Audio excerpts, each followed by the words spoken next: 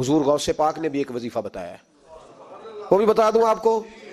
غوث اعظم رضی اللہ تعالیٰ عنہ کی خدمت میں ایک شخص آیا، اس نے کہا حضور بڑی تجارت کرتا ہوں، کام نہیں چلتا۔ فرمانے لگے اب تو اللہ سے تجارت شروع کر دے۔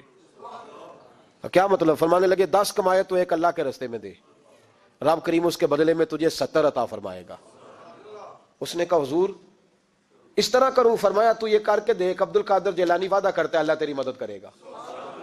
غلام کہتے ہیں وہ 6 مہینے کے بعد آیا، پہلے جب آیا تھا تو پیدل آیا تھا، 6 ماہ کے بعد آیا تو 6 اونٹ تھے اس کے پاس، اور آ کے حاضر ہوا تو کہنے لگا حضور زندگی پتہ نہیں کہاں گزار دی، کاروبار کا تو مزہ ہی اب آیا ہے، اب مزہ آیا ہے کاروبار کرنے کا، اب مزہ آیا ہے۔ کہا 10 میں سے 1 دیتا ہوں، پتہ نہیں کتنا مہربان ہے۔ اور یہ آیت ہے وَيَرْزُقْهُ مِنْ حَيْثُ لَا يَحْتَسِبُ، تجھے وہاں سے دے گا کہ تیرا کبھی گمان بھی نہیں گیا ہوگا۔